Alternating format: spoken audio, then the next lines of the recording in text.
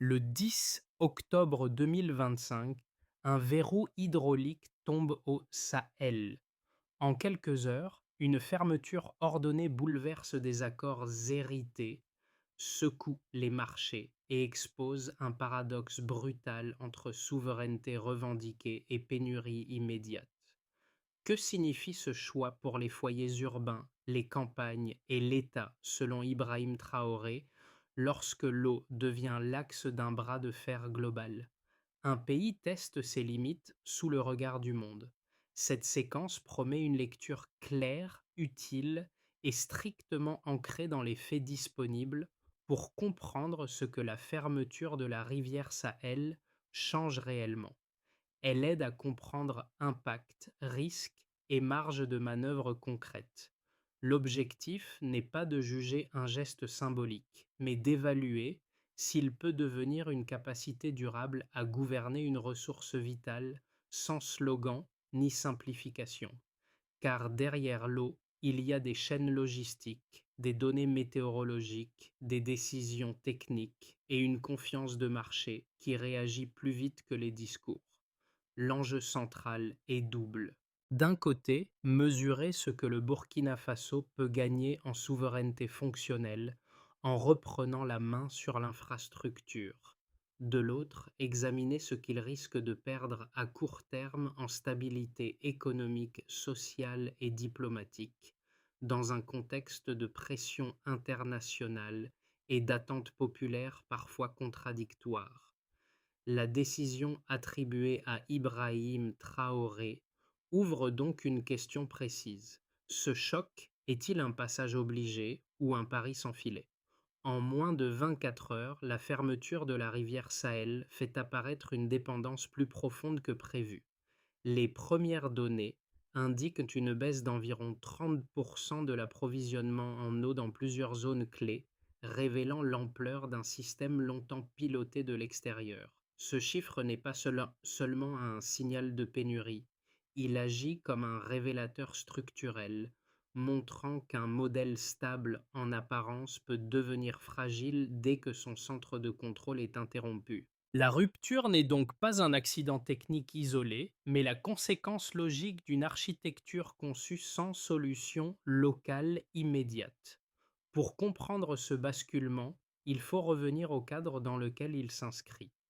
Depuis plus de 70 ans, la gestion des infrastructures hydrauliques majeures repose sur des entreprises étrangères avec des contrats techniques, des flux de données et une chaîne de décision largement délocalisée.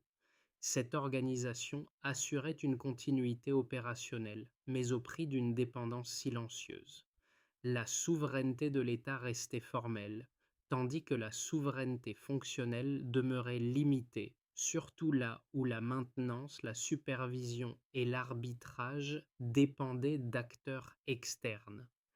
La décision annoncée le 10 octobre 2025 rompt ce compromis. En ordonnant la fermeture, Ibrahim Traoré n'interrompt pas seulement un flux d'eau, il suspend un circuit de contrôle, de coordination et de prévision qui reliait le Burkina Faso à des centres extérieurs. Lorsque l'approvisionnement chute, ce sont aussi des rouages invisibles qui se grippent: données météorologiques, prévisions agricoles et certains mécanismes logistiques. La crise devient alors plus large que la distribution. Elle touche la capacité de l'État à anticiper, planifier et répondre sous contrainte. Pourtant, cette vulnérabilité mise à nu ouvre un espace inédit. En exposant les points de dépendance, la décision force un diagnostic que des années de gestion externalisée avaient en repoussé. La question centrale devient précise. Ce dévoilement brutal des failles est-il un passage obligé pour reconstruire un contrôle durable ou un risque excessif pris sans filet? Dans les heures qui suivent la fermeture, la crise cesse d'être abstraite. Elle se matérialise dans des scènes ordinaires, visibles à l'échelle des quartiers et des villages, là où l'eau n'est plus un flux garanti, mais une ressource à organiser. À Ouagadougou, dans la zone de Tangine, des habitants convergent vers les points d'eau encore fonctionnels. Sans attendre d'instructions, des comités informels se forment. Ils fixent des horaires, établissent des règles de partage et priorisent les familles les plus exposées. L'objectif n'est pas de contester l'État, mais de combler un vide opérationnel immédiat. Ces initiatives urbaines jouent un rôle d'amortisseur. Elles réduisent les ruées désordonnées, limitent les tensions locales et transforment une pénurie potentielle en gestion collective provisoire.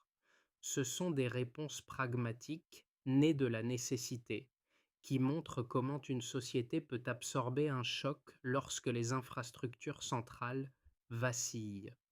La rareté ne disparaît pas, mais elle devient administrée par des arrangements sociaux fragiles mais efficaces à court terme. En milieu rural, la dynamique diffère. Près de Kongoussi, des producteurs réactivent d'anciens canaux d'irrigation laissés à l'abandon depuis des années.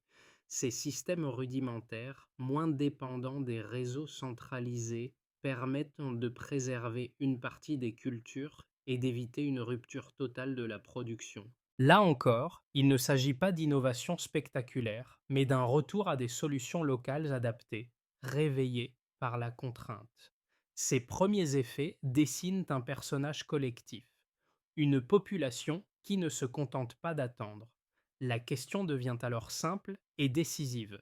Cette mobilisation précoce peut-elle dépasser l'urgence et s'inscrire dans la durée? Avant l'aube, la gestion de l'eau relevait d'un ordre ancien, stable en apparence, dépendant en profondeur. Après l'aube du 10 octobre 2025, cet ordre est interrompu et le Burkina Faso bascule dans une séquence accélérée où chaque minute pèse.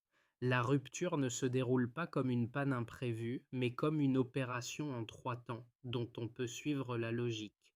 D'abord, tout commence par une prise de contrôle visible. À 06h12, des techniciens burkinabés prennent le contrôle des principales stations hydrauliques de la rivière Sahel, escortés par des unités militaires. Le geste a une portée immédiate. Il transforme une infrastructure de service en infrastructure stratégique. Dans la foulée, la chaîne de coordination qui reliait infrastructures, données et décisions commence à se fragiliser. Le pays ne perd pas seulement un débit, il perd un mode de pilotage. En moins d'une heure, des signaux d'instabilité apparaissent, là où l'on attendait une simple transition technique. Le premier verrou qui cède n'est pas l'eau elle-même, mais l'architecture de contrôle. Ensuite, un détail souvent relégué au second plan change l'équation. Les données météorologiques, jusque-là gérées par des entreprises européennes, cessent de fonctionner. Sans information fiable et continue, l'anticipation devient plus difficile, la planification plus risquée et la marge d'erreur s'élargit. Ce n'est pas un bruit technique, c'est une perte de visibilité. Là où l'on pouvait prévoir, on doit désormais improviser. Et lorsque l'État improvise, les marchés anticipent le pire. Puis vient le moment où tout est confirmé publiquement. À 08h30, la confirmation publique intervient. Ibrahim Traoré valide l'opération et le geste devient un message politique adressé autant à l'intérieur qu'à l'extérieur. Ce moment fixe un cadre narratif. La fermeture n'est plus un incident opérationnel, mais un choix assumé. Dès lors, deux dynamiques se déclenchent simultanément. À l'international, la réaction se durcit rapidement. Des voix occidentales évoquent des sanctions économiques, la suspension de prêts et une pression accrue sur les circuits financiers. Le mot sabotage circule dans certains commentaires, non comme preuve, mais comme cadrage. Le pays se retrouve placé au centre d'une confrontation de récits. Rupture jugée imprudente ou souveraineté jugée nécessaire. À l'intérieur, la scène est plus ambivalente. Un soutien populaire se manifeste porté par l'idée de réappropriation. Pourtant, l'adhésion symbolique cohabite avec l'inquiétude pratique. Les réseaux d'approvisionnement, habitués à des routines sécurisées, doivent réorganiser en urgence leurs flux. Les administrations doivent répondre à deux exigences contradictoires: rassurer sans promettre l'impossible et maintenir l'ordre sans étouffer l'auto-organisation locale qui sert déjà de tampon. Enfin, les jours suivants font émerger deux mouvements en miroir. D'un côté, les perturbations s'étendent. L'eau manque davantage dans certaines zones, les prix se tendent et la nervosité grandit à mesure que les acteurs économiques évaluent le risque d'isolement. De l'autre, la société s'organise. Des comités de quartier apparaissent, des rationnements se structurent, des campagnes réhabilitent des canaux et des solutions provisoires se multiplient. Cette auto-organisation réduit les chocs immédiats, mais elle ne remplace pas une architecture nationale stable. La séquence ressemble donc à un basculement net: prise de contrôle, validation politique, puis propagation des effets.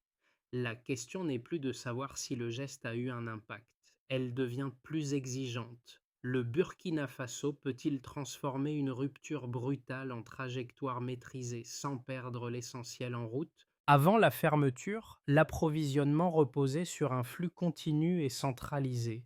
Après, il devient fragmenté, instable et soumis à des arbitrages locaux.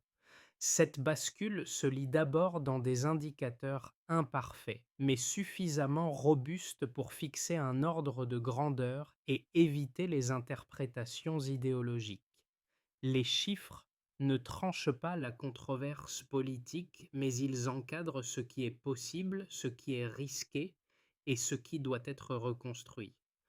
Le premier indicateur est la baisse d'environ 30% de l'approvisionnement en eau observée dans plusieurs zones clés.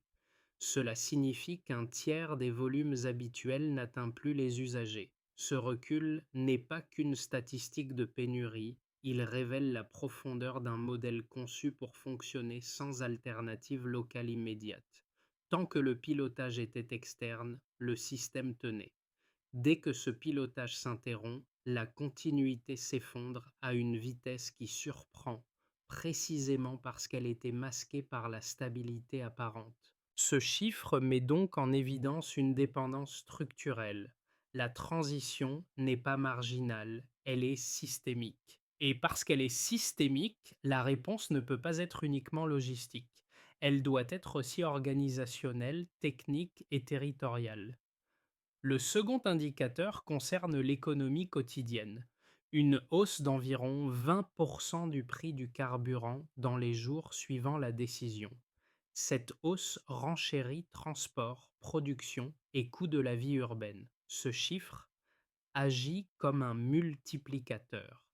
Lorsque l'eau devient rare et l'énergie plus chère, chaque secteur dépendant de la logistique subit un effet en chaîne: acheminement des biens, fonctionnement des petites entreprises, coût des services de proximité. Les marchés répercutent l'incertitude plus vite que les administrations ne peuvent la corriger. On observe alors une crise qui n'est plus uniquement hydrique.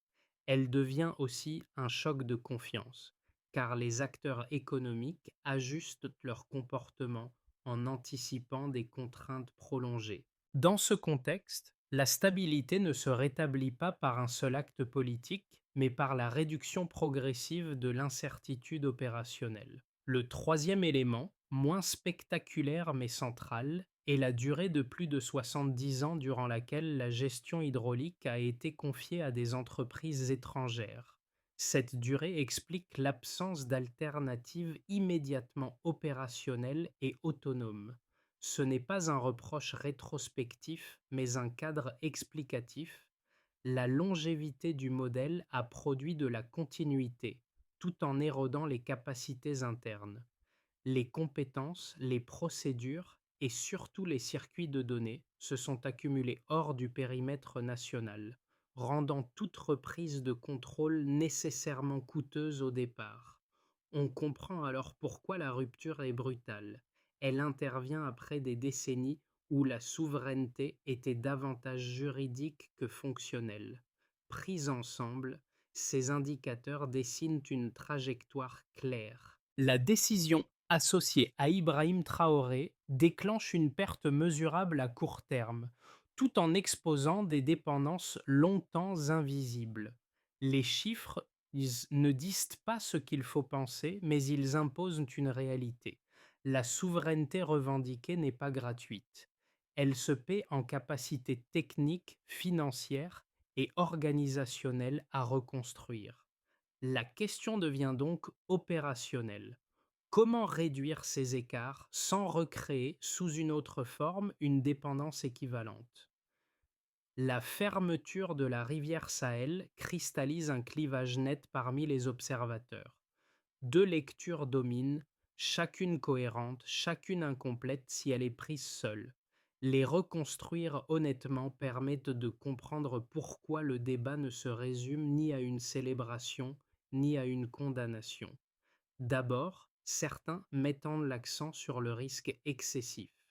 Pour de nombreux analystes internationaux, la rupture constitue une prise de risque disproportionnée. Leur logique est simple. Couper un flux vital sans solution technique pleinement opérationnelle expose le pays à une contraction économique durable. La baisse d'environ 30% de l'approvisionnement en eau fragilise les ménages urbains et complique la gestion sanitaire. La hausse d'environ 20% du prix du carburant renchérit la logistique, alimente l'inflation et réduit la marge de manœuvre des entreprises. À cela s'ajoute l'hypothèse de sanctions, de suspension de prêts et d'un retrait d'investisseurs qui pourrait réduire encore la capacité budgétaire de l'État. Dans cette lecture, la souveraineté proclamée coûte plus qu'elle ne rapporte, au moins à moyen terme. Ensuite, d'autres insistent sur la nécessité historique. À l'inverse, une partie des acteurs africains et des observateurs locaux défend l'idée que cette rupture était inévitable. Maintenir un système contrôlé de l'extérieur depuis plus de 70 ans revient, selon eux, à accepter une dépendance structurelle sans horizon de sortie.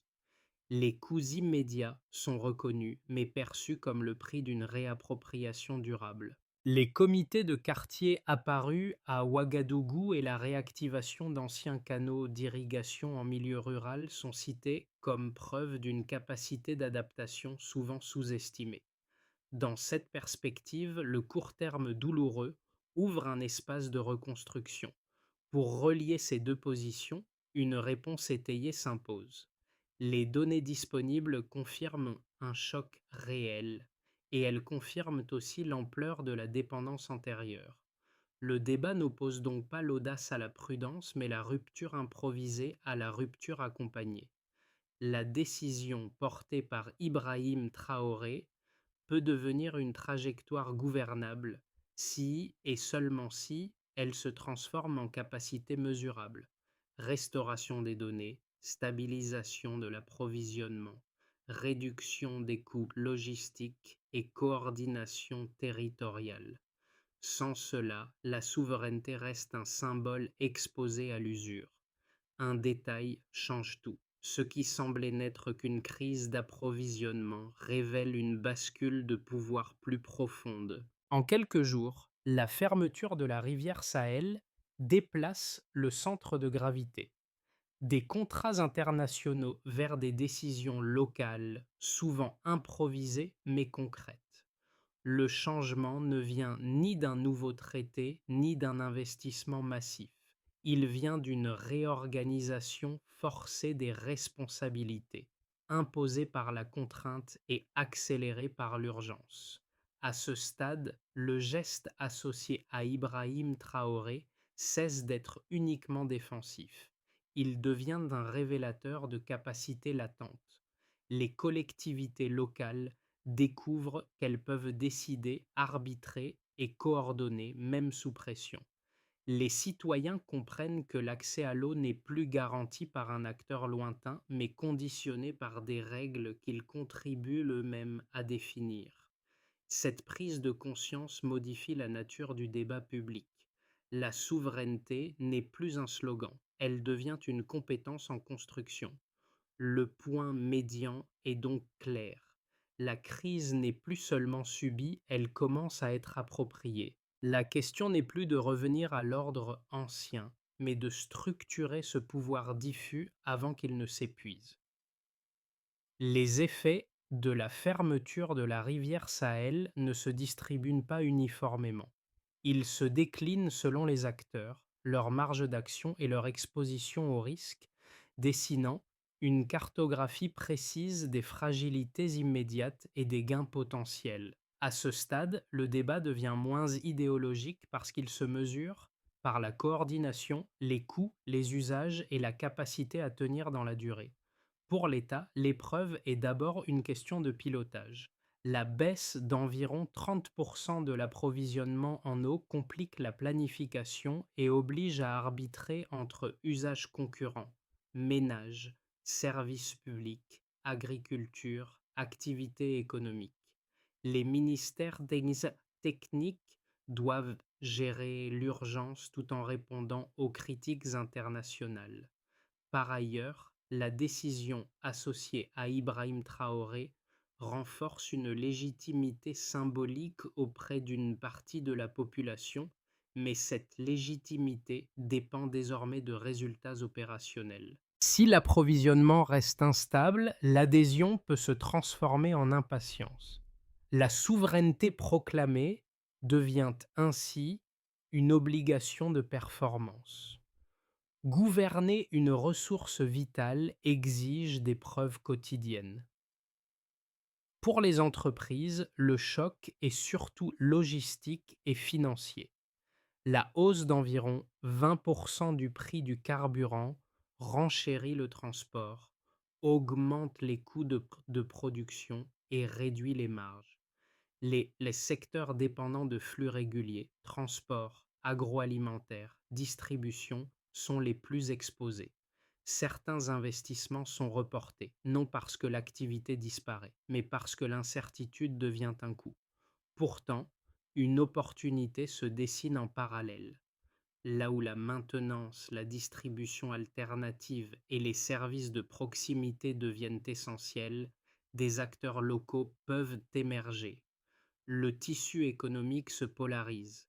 Ceux qui subissent une contrainte brutale et ceux qui trouvent une place dans la reconfiguration. Pour les citoyens, l'impact se joue dans les usages, les solidarités et la fatigue. En zone urbaine, la rareté de l'eau impose des ajustements. Horaires, rationnement, mutualisation et renforcement des réseaux de voisinage. Les comités de quartier stabilisent la situation en limitant les ruées, mais ils transfèrent aussi une part de responsabilité aux habitants. En milieu rural, l'impact est contrasté. Certaines communautés protègent une partie des cultures grâce à des canaux réhabilités, tandis que d'autres restent vulnérables faute d'infrastructures ou de coordination. La conséquence majeure est un changement de statut. L'accès à l'eau n'est plus un service acquis, il devient un enjeu collectif à gérer. Pour la région, l'effet est géopolitique et narratif. Les pays voisins observent entre crainte d'instabilité et intérêt pour une possible coopération. Le Burkina Faso apparaît à la fois comme un risque systémique et comme un laboratoire politique. Si la transition s'organise, elle peut inspirer. Si elle échoue, elle renforcera les arguments du statu quo. Au total, la fermeture crée des coûts immédiats, mais elle redistribue aussi le pouvoir et les responsabilités. L'enjeu n'est plus abstrait, il se vit et se discute à chaque niveau, à chaque rationnement et à chaque décision. À partir des dynamiques observées depuis le 10 octobre 2025, 3 trajectoires plausibles se dessinent pour les mois à venir. Elles ne prédisent pas l'avenir, mais elles structurent les choix possibles en rappelant une règle simple. Les effets d'une rupture hydrique se jouent moins dans l'intention initiale que dans la capacité à stabiliser, apprendre et corriger rapidement. Dans un premier scénario, dit de base, on verrait d'une stabilisation sous contrainte. Le Burkina Faso parviendrait à limiter les effets les plus graves de la rupture sans effacer les coûts. Les dispositifs locaux de gestion de l'eau se normaliseraient, les audits des infrastructures progresseraient et des réparations ciblées réduiraient les pertes. Les tensions diplomatiques persisteraient, mais resteraient contenues, évitant des sanctions généralisées. L'inflation demeurerait élevée sans devenir incontrôlable. L'activité économique reprendrait lentement, portée par des adaptations logistiques et par une capacité minimale de coordination entre l'État et les collectivités. La souveraineté progresserait, mais à un rythme fragile, exposé au moindre incident technique. Dans un scénario plus optimiste, la crise agirait comme un catalyseur de réorganisation et de coopération régionale. Les capacités locales se renforceraient plus vite que prévu, soutenues par des investissements ciblés et par des partenariats régionaux. Des mécanismes de mutualisation des données hydriques émergeraient avec des pays voisins, améliorant la visibilité et la planification. Des solutions techniques adaptées, systèmes sobres, canaux gravitaires, dispositifs solaires, réduiraient progressivement la dépendance aux réseaux centralisés. La gestion de l'eau deviendrait un levier de crédibilité et la trajectoire associée à Ibrahim Traoré s'inscrirait dans une logique de consolidation plutôt que de confrontation. Enfin, dans la trajectoire la plus défavorable, l'enlisement et l'isolement progressif s'installeraient, les infrastructures continueraient de se dégrader et les mécanismes de soutien s'essouffleraient. Les sanctions se durciraient, limitant l'accès au financement et aux importations stratégiques. Les pénuries se prolongeraient, les prix resteraient élevés et la fatigue sociale s'installerait. Les initiatives locales atteindraient leurs limites faute de relais nationaux. La crise hydrique se transformerait alors en crise de gouvernance plus large. Ces scénarios peuvent coexister selon les régions et les secteurs. La recommandation centrale est prudente. Si les choix actuels privilégient la flexibilité, alors même un choc sévère peut devenir une étape de transformation maîtrisée. Pour le public urbain, l'enjeu se traduit d'abord par une adaptation quotidienne. Lorsque l'eau devient intermittente, les routines basculent. Horaires réorganisés, stockage improvisé, mutualisation entre voisins et arbitrage permanent sur les usages. La hausse des coûts, accentuée par l'augmentation du carburant, pèse sur le pouvoir d'achat, mais elle rend aussi visibles des dépendances longtemps considérées comme normales. Ce qui était un service silencieux devient une question collective, discutée à chaque point d'eau et à chaque file d'attente. Pour les acteurs économiques locaux, la période est ambivalente. Les petites entreprises subissent la volatilité des coûts et l'irrégularité des flux, ce qui freine l'investissement et l'emploi. Les activités liées au transport, à l'alimentation et aux services de proximité ressentent la tension immédiatement. En même temps, des opportunités émergent autour de solutions pratiques. Maintenance locale, distribution alternative, organisation communautaire, innovation sobre. Le choc agit comme un filtre. Certains modèles trop dépendants se fragilisent, tandis que des pratiques plus résilientes gagnent en importance. Pour les communautés rurales, l'impact est profondément concret. L'eau conditionne la production agricole et la sécurité alimentaire. La réactivation d'anciens canaux d'irrigation montre une capacité d'adaptation, mais elle exige du temps, de l'effort collectif et une coordination minimale. Chaque réussite protège une récolte. Chaque échec se traduit dans pertes immédiates. Ces territoires deviennent ainsi des laboratoires vivants de transition. Enfin, pour les jeunes et les acteurs civiques, la crise sert de catalyseur d'engagement. Médiation lors des rationnements, entraide, organisation de points de collecte. L'urgence transforme la contrainte en expérience de responsabilité partagée. Deux gestes pour le simple se dégagent pour le lecteur. S'informer au-delà des slogans et soutenir les initiatives locales crédibles.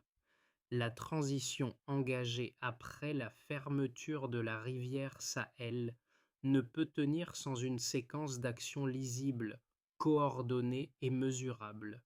À ce stade, l'enjeu n'est plus l'intention politique mais l'exécution.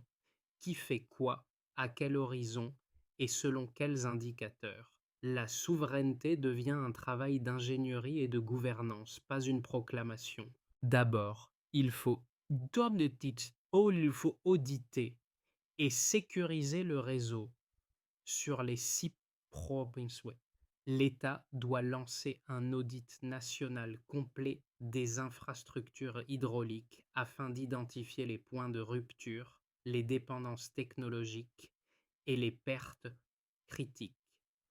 Sous l'impulsion d'Ibrahim Traoré, des équipes d'ingénieurs nationaux peuvent reprendre le contrôle opérationnel des stations clés. Le suivi se mesure par la baisse des interruptions non planifiées et par la stabilisation progressive des zones les plus touchées. Ensuite, il faut reconstruire les capacités de données et de prévision sur un horizon allant jusqu'à 9 mois.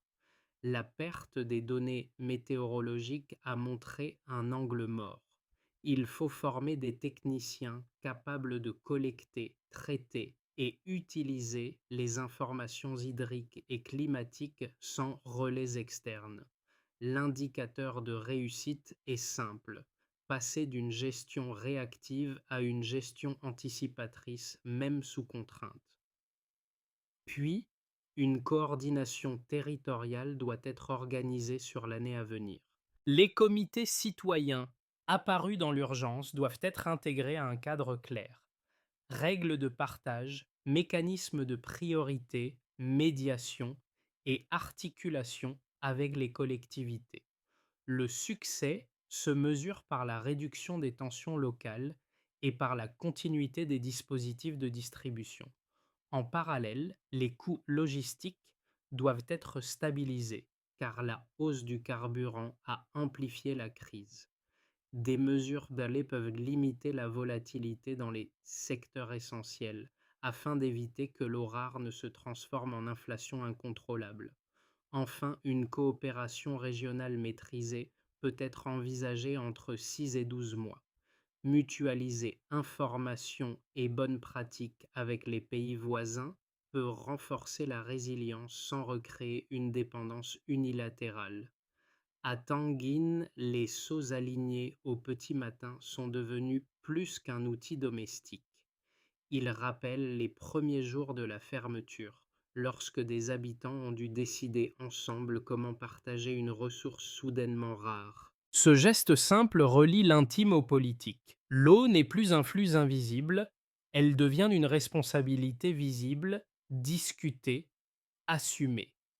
Avec le recul, la décision portée par Ibrahim Traoré apparaît moins comme un coup isolé que comme un moment de vérité. Elle a forcé le pays à regarder en face ses dépendances, ses fragilités, mais aussi ses capacités oubliées. Les comités de quartier, les canaux réhabilités, les arbitrages improvisés ne sont pas des solutions définitives. Ce sont des signaux. Ils montrent qu'un État et une société peuvent apprendre vite, mais que cet apprentissage a un coût et exige une continuité. Ce rappel fait écho au personnage collectif apparu plus tôt, une population contrainte de transformer l'urgence en organisation. L'émotion ne vient pas d'un discours, mais de la répétition de ces gestes ordinaires qui, mis bout à bout, redessinent une trajectoire nationale. Une souveraineté réelle commence toujours par un effort partagé. À ce stade, l'histoire de la fermeture de la rivière Sahel ne se résume plus à une décision gouvernementale. Elle devient un miroir tendu à l'ensemble de la société. Chaque acteur, citoyen, responsable local ou observateur extérieur est confronté à une question simple.